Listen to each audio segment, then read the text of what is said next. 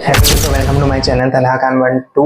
तो आज मैं बताऊंगा कि नीट एस्पिरेंट ऐसी 5 कौन सी गलती करती है जिससे उनका नीट नहीं निकल सकता, और ऐसी 5 कौन सी गलती को ठीक कर सकते हैं जिससे उसकी उनका नीट निकल सकता है। ठीक है, 5 गलती रहेंगी जिसमें आप ये सीखोगे कि आप अगर वो 5 गलती को फॉलो करते रहोगे तो नीट नहीं निकलेगा, अगर वो 5 गलती को फॉलो नहीं करोगे, उसको सुधार लोगे तो नीट निकल जाएगा। ठीक है, तो वो 5 मिस्टेक्स को अभी अपन शुरू करते हैं। ठीक है, तो देखो सबसे पहला पॉइंट है एनसीईआरटी को इग्नोर करना। बहुत सारे बच्चे क्या करते हैं, एनसीईआरटी को ही इग्नोर कर देते हैं और बड़ी बड़ी मॉड्यूल्स के पीछे भागते हैं। जो नया स्टूडेंट रहता है, जो 11th क्लास में आया, वो तो एनसीईआरटी को भूल ही जाते हैं कि एनसीईआरटी कुछ है ही नहीं। लेकिन नीट एस्पिरेंट के लिए एनसीईआरटी बाइबल है। 70% तो एनसीईआरटी से आते हैं, तो एनसीईआरटी पढ़ते रहो क्योंकि एनसीईआरटी अपने लिए बाइबल है। ठीक है, तो एनसीईआरटी को अपन फॉलो करेंगे ना तो बहुत ज्यादा फायदा होगा, क्योंकि एनसीईआरटी से पेपर आने, कुछ भी कर लो, कैसा भी पेपर आए तो एनसीईआरटी से आएंगे ही वो। ठीक है, तो जितने भी हार्ड डिफिकल्ट क्वेश्चन आते हैं एनसीईआरटी आते हैं, तो एनसीईआरटी को फॉलो करो। अगर इसको फॉलो नहीं कर रहे हो तो ये तुम्हारी सबसे पहली गलती है। ठीक है, और दूसरी गलती ये है कि रिवीजन नहीं करना। बिल्कुल रिवीजन को छोड़ देना। रिवीजन करना ही नहीं, सिर्फ एन मौके पे आने के बाद रिवीजन करना। जब नीट रहता है उसके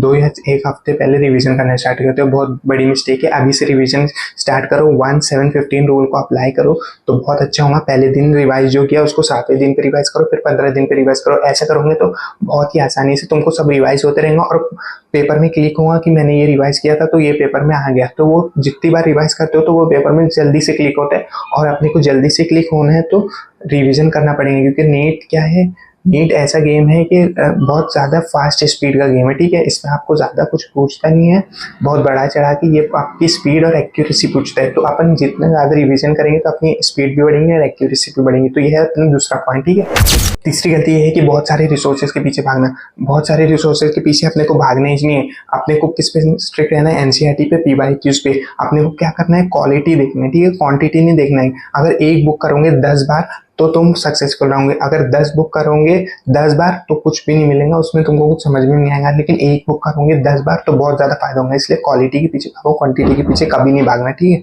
तो ये है अपनी तीसरी मिस्टेक, और इसको सॉल्व करो। ठीक है, कि कैसे तुम सॉल्व कर सकते हो कि अच्छे से एक बुक फॉलो करो, तो ये इससे तुम्हारी तीसरी मिस्टेक सॉल्व हो जाएगी। चौथी मिस्टेक है तुम्हारी मॉक टेस्ट। मॉक टेस्ट को छोड़ देना, और मॉक टेस्ट दे रहे हो तो उसके बाद एनालिसिस नहीं करना। एक तो मॉक टेस्ट, पहली मिस्टेक ये हो गई कि मॉक टेस्ट दे दी तुमने। मॉक टेस्ट देने के बाद दूसरी गलती उसमें क्या करते हो, तुम एनालिसिस नहीं करते। तो एनालिसिस नहीं करोगे तो कुछ नहीं होगा, तुम्हारा मॉक टेस्ट देने कोई फायदा नहीं। ऐसे ही रहोगे तुम जैसे मॉक टेस्ट दिया या नहीं दिया। ठीक है, जब तक उसका एनालिसिस नहीं करोगे तो कोई फायदा नहीं होगा। अगर तुम मॉक टेस्ट दे रहे हो फिर उसका एनालिसिस नहीं करा तो कुछ नहीं होने वाला है। तो मॉक टेस्ट जब भी तो ऐसा दो कि मैं नीट के पेपर में बैठा हूँ और ये मेरा नीट का आखिरी पेपर है, तो ऐसा करके दो। ठीक है, मॉक टेस्ट तो तुम उसके में क्या रहोगे, एकदम फुल्ली फोकस रह के दोगे, और तुमको थोड़ा टेंशन भी रहेगा। और टेंशन लेना थोड़ा अच्छी बात है मॉक टेस्ट के लिए। ठीक है, तो तुमको उससे क्या होगा, 1 हफ्ते पहले तुम मॉक टेस्ट का पढ़ना शुरू करो। जिस दिन मॉक टेस्ट है उसके 1 दिन पहले पढ़ने स्टार्ट करोगे तो कुछ नहीं होगा। ठीक है, तो 1 हफ्ते से पहले पढ़ना स्टार्ट करो मॉक टेस्ट में, और उसका डीप एनालिसिस करो। एनालिसिस में कैसा कर सकते हो तुम, अगर तुम्हारा फिजिक्स, केमिस्ट्री, बायो 1 दिन में नहीं हो रहा तो 1 दिन क्या करो, तुम फिजिक्स करो, अगले दिन केमिस्ट्री, बायो करना। या तो क्या करो, केमिस्ट्री बायो इजी रहते हो तो केमिस्ट्री बायो वही दिन करो मॉक टेस्ट के दिन, और फिजिक्स का जो है वो अगले दिन करना है। क्योंकि 1 दिन तुम तीनों लेके बैठोगे तो तुमको बहुत हेक्टिक होगा और बोर भी मारना है। ठीक है, तो ये है अपना, इसका सोल्यूशन भी मैंने बता दिया और क्या गलती कर रहे हो वो भी बता दिया। ठीक है, तो ये अपना चौथा पॉइंट हो गया, इसको अच्छे से दिमाग में बैठा लो। ठीक है, और 5वां पॉइंट है टाइम और हेल्थ। टाइम आप लोग बहुत ज्यादा ही देते थे और उससे क्या होती है, आपकी हेल्थ खराब होने लगती है।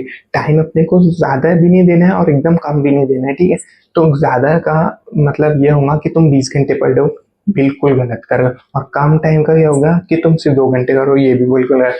मिनिमम टाइम तुम्हारा ये है कि 12 घंटे तुम डेली पढ़ो। उसमें से क्या होगा, 6 से 7 घंटे तुम्हारे लेक्चर होने चाहिए और 6 घंटे या 5 घंटे सेल्फ स्टडी। लेकिन वो डेली रहेंगे। डेली करोगे ना तो तुम एक एक सीढ़ी सक्सेस की पार करते जाओगे।